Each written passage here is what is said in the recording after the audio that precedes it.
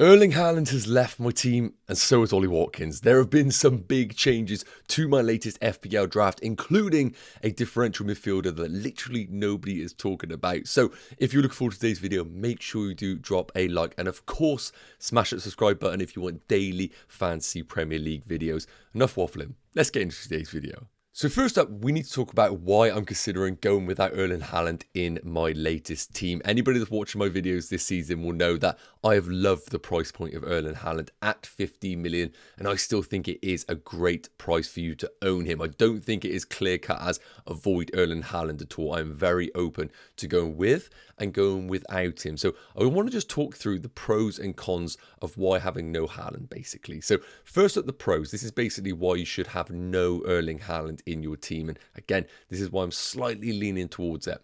First off, we don't have a Harry Kane in the game anymore. So Haaland at 15 million, the next most expensive is Ollie Watkins at 9 million. So straight away, you are saving yourself 6 million to allocate into the rest of your squad, which is just absolutely ridiculous. And we know in years gone by that the midfielders has been where the true FPL value is. So if you go with Erling Haaland, you're naturally taking a lot of money out of that midfield. So it means only right to take Haaland out and allocate that money back into those value midfielders. So straight away, your third or fourth midfielder gets elevated to those brilliant midfielders between the 6.5 and the 8.5 million bracket. And that is something that has definitely helped me when I've built my team think to myself, this is where the true value is in the game. Next up, Salah actually offers an alternative for captaincy. So I'm going to put the fixtures up here for both Liverpool and Man City. So of course, in the opening game of the season, I think regardless, Mo Salah is going to be the #1 pick against a promoted side like Ipswich. We have no idea what Liverpool are going to be like, especially under Arne Slot. And maybe Erling Haaland is the safer bet because we know how this Man City team ticks. But again, away against Chelsea, I don't think that's going to be an easy game for Man City. So you're all going to naturally regress to Mo Salah. Beyond that point in the opening 6 fixtures, I think game week 2 is going to be Erling Haaland. But I look at Brentford at home and think to myself, that's not a terrible fixture if you don't have Erling Haaland to have Mo Salah as your captaincy. Obviously, in game week 3, not ideal having Salah as your captain with Haaland away against West Ham. But beyond that, Salah in game week 4 against Nottingham Forest, game week 5 against Bournemouth, and game week 6 away against Wolves. I'd argue they are better fixtures than that of Erling Haaland. So when you take out game week 3, and even then, Haaland away against West Ham, I wouldn't say is the absolute pinnacle fixture to have this season. I do think it is actually very much a case of Salah is going to be your go-to captain in most weeks. And then you start to ask the question, is 15 million worth it for a player that you might not even captain maybe 4 of the opening 6 game weeks? And when I looked at it that way, I thought to myself, maybe Haaland isn't as essential as I first thought. Finally, the other reason for going without Erling Haaland is that there are plenty of forward options available this season. We have played the game years gone by where we looked at the forwards and thought to ourselves, this is just dead. But I look at it right now and think Watkins, Isak, Havertz, the top 3 right now in terms of price. Then we come down to some tasty options available, like a Chris Wood. I know that's not exciting, but still an option available.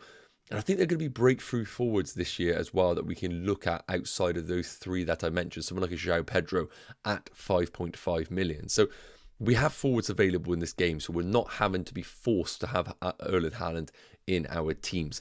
Now, there are, of course, risks with going without Erling Haaland, so let's talk about them right now. So first off, I think we're all naturally thinking that if we don't go for Erling Haaland, we're going to go for Phil Foden in our teams, because even though they have mixed fixtures, you want a piece of that Man City attack regardless. And we saw Phil Foden produce a 200+ point season last year. So naturally, Phil Foden is going to be our go-to guy as a 9.5 million midfielder. And of course, the problem with that is playing the Euros, lots of minutes. When is he actually going to return? Because if we do not see him actually be available for game week 1, he might not be in the squad. Then it starts to beg the question, who is actually the guy to go for in this Man City team? Kevin De Bruyne, maybe with Saudi rumours, I don't feel that confident. Alvarez at 7 million as a forward, but then you're using up another forward spot in your team, of course. But again, if you're going without Erling Haaland, maybe Alvarez becomes that forward option for your team, then you're saving loads of money. So that could be a good situation. But regardless, if you go without Haaland and Foden's not available, I think it's very difficult for you to pinpoint who the best Man City attacker is. And also, Haaland is so hard to get to if you do think he becomes essential once again. So let's say game week 1, game week 2 happens, he's bagged a brace in both games, we're all going to be panicking and we're going to try and get him back in our teams. But trying to find 6 million to go back to Erling Haaland is going to be very, very difficult. So it might force our hands to pull an early wildcard or just bite the bullet, accumulate those free transfers over the opening game weeks, get yourself 3 in the bank and make some changes to get Haaland back in your team.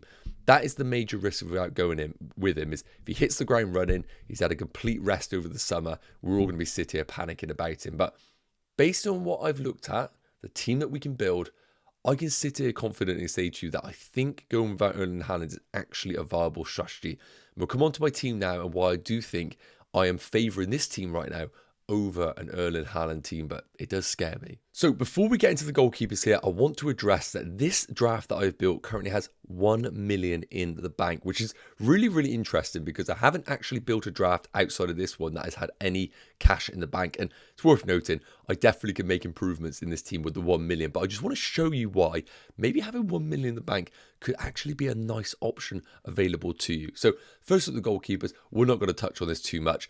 Right now, there are no 4 million goalkeepers available in the game that look like they're going to be starting. The dream of rotating 4 million goalkeepers is out of the window like we had last season. Now, currently leaning towards Robert Sanchez. However, we've seen the tweet from Fabrizio Romano where basically he's confirmed that Sanchez is going to be the #1 Chelsea goalkeeper, but they're also in the market for a goalkeeper. So this one is going to be ever present. We're going to be keeping an eye on this one week in, week out. If Chelsea don't recruit, Sanchez is going to be in a lot of people's teams. The only issue is, of course, when that transfer window ends is when the season starts. So we could be in a situation where we keep Sanchez in our teams and Chelsea sign a goalkeeper right at the death.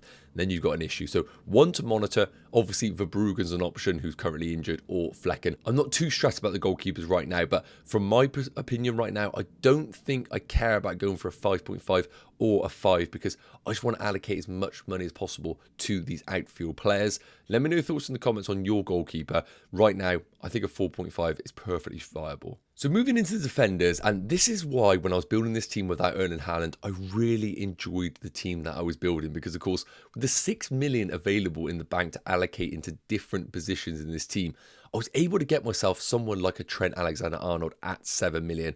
I really think that's fantastic value for him. Now, again, we don't know how he's going to get deployed in this Arne Slot team, but we think he is going to play very similar football to Klopp, where it's going to be very, very attacking.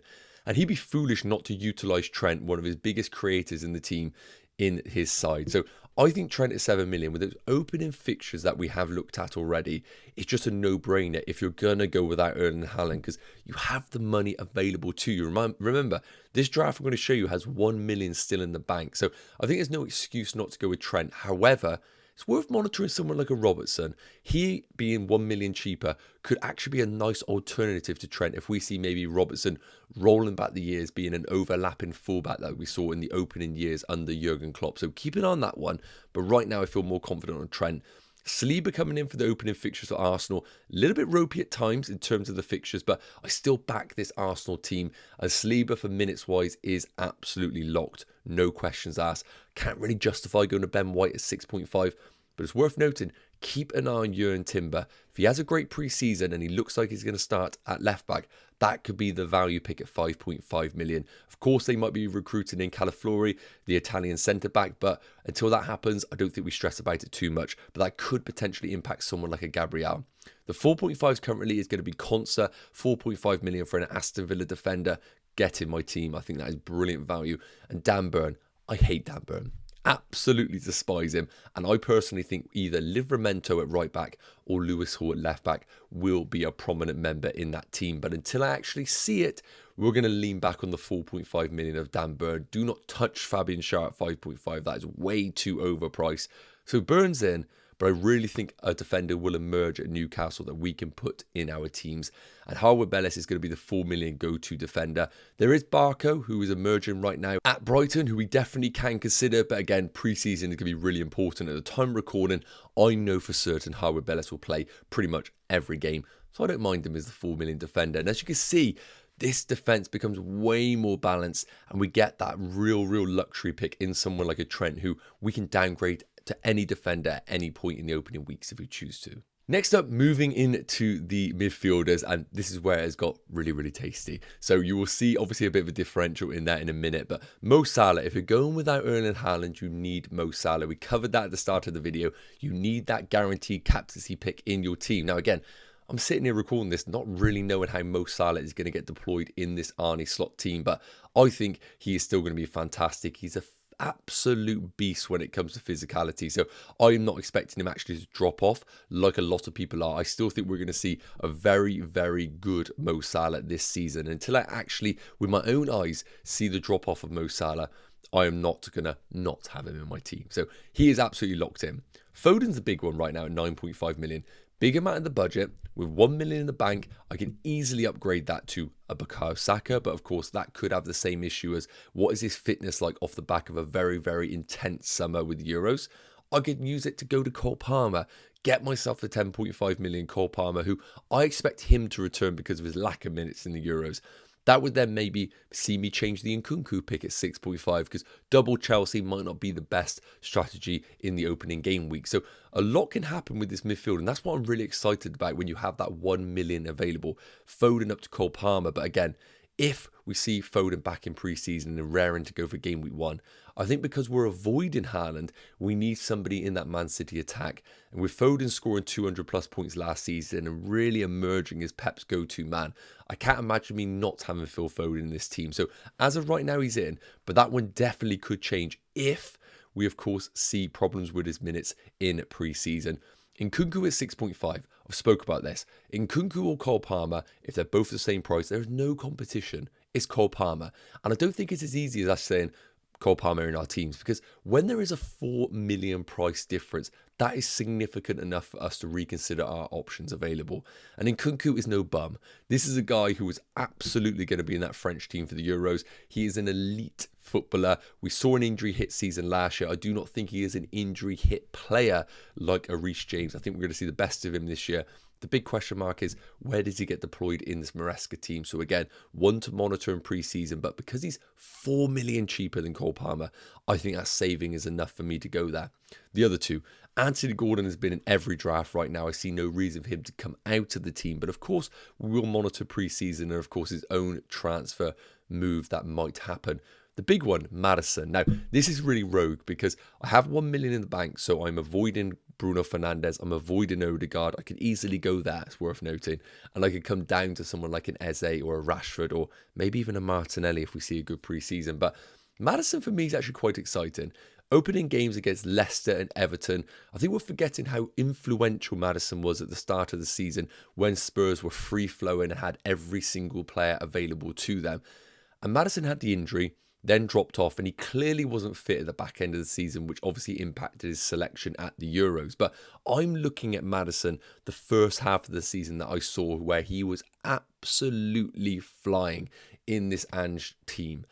And right now, I think he's being massively overlooked. I love the opening 2 fixtures. And having someone at that price point means that if I want to, after 2, 3, 4 fixtures, I can look to move away from him if I want to. And as I mentioned, the fixtures for Spurs do take a turn at some point, but with Leicester and Everton in the opening games, then they stumble into Newcastle, Arsenal, but then Brentford in game week 5. So I don't think he's a long-term pick, but for the opening few game weeks, I absolutely love him at that price point. So let me know your thoughts in the comments. What are your thoughts on this midfield and in general the team so far? Finally, we have the forwards. And again, I need to reiterate here that I do have 1 million in the bank for this squad. So as you can see, we have got Southampton Stewart here at 4.5 million, who doesn't even have a picture on the game. So he is going to be a redundant third bench option. So this squad is absolutely committed to a 5-man midfield. It is worth noting, pretty much locked in there. Yes, I could play a 4-4-2 if I wanted to at times, and that definitely could happen. But right now, it is committed to just 2 up top. But again, if João Pedro returns to pre-season, of course, currently carrying a knock, that could maybe be where I invest that 1 million to improve Stewart and give myself a more balanced squad. But right now, I think it works with just the 2 up top. But now, controversially, and again, I have the 1 million available, so I can upgrade him, Kai Havertz is in the team. Now, when I look at teams that I want to invest in, I think Aston Villa have a tricky opening few games of the season. When we look at them, they of course kick things off against West Ham, followed by Arsenal, so not the best opening two. Then they come into some great fixtures beyond that. So I look at it and think to myself, I could do two things. I either just bring Watkins in, knowing that he's the talisman in that side, and just kick off for the season. That probably is the logical pick. But I also look at Kai Havertz and think, opening game of the season against Wolves, I think that could be a great opening fixture for him and Arsenal. So he's currently in at 8 million. But again, I can upgrade him to Watkins with the money in the bank. And Alexander Isak, similar to Gordon right now, has not left any draft that I've built. I just think he's the ultimate value forward. On penalties, amazing fixtures, proven goal scorer. He underperformed his XG, and his XG was 21 and he had 20 goals. So he's a phenomenal finisher. The only thing about him is his minutes. We do occasionally see him at times come off around the 70th, 75th minute, but with his numbers that he's been putting up, he usually has already delivered over that period. And I would like to see maybe a bit more confidence from Eddie Howe in terms of getting rid of Callum Wilson and really backing Isak this year. But I get it, because at the end of the day, he is quite an injury-prone player at times, and his fitness can let him down. So that is a team right now, guys. As I said, I really like it without Erling Haaland. Is this going to be my final team? Probably not. There's going to be a lot of things that emerge over pre-season. I really hope we do see some of those little hidden gems emerge that we can go to, like a Newcastle defender, for example. So I'm happy with it. I think there are other things that we can change. It'd be really great to hear your thoughts in the comments, so let me know below. Yes, guys, okay, that is going to wrap up today's latest FPL team video. Really hope it's provided some value and, of course, giving you a few players to consider for your own teams. As always, I really appreciate your opinions, so please put them in the comment section. And if you just have any general FPL questions, do not hesitate to put them below. If you enjoyed the video, it'd be great if you could drop a like. And of course, if you're enjoying the content and you're not already a subscriber, please do consider smashing that subscribe button for daily fantasy content. I made a commitment to do a video every day during preseason. I'm sticking to that word. Have an amazing day, guys. Take care of yourselves, and I'll see you in tomorrow's video. Take care.